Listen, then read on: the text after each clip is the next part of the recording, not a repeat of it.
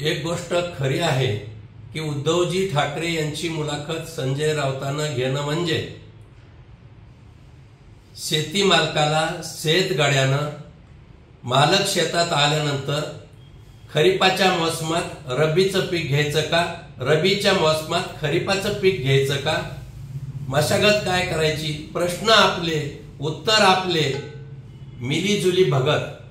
खरं म्हणजे मला नवल वाटतं की उद्धवजी ठाकरे संजय राऊत सोडून इतर पत्रकारांना जेव्हा मुलाखतीची संधी देतील तेव्हा ती मुलाखत समजावी. ही मुलाखत म्हणजे प्रश्न आपले उत्तर आपले मिलीजुली भगत. दुसरा विषय असा आहे की ठाकरेंनी मुलाखत घेतली, त्या मुलाखतीवर काँग्रेस पक्षाचे प्रवक्ते अतुल लोंढेंनी नाराजी व्यक्त केली. त्यांच्या सहकार्याने त्यांची मुलाखत आवडली नाही. लोंढे म्हणाले की लोकसभा निवडणूक असेल की विधानसभा याचं आत्मपरीक्षण करायला पाहिजे.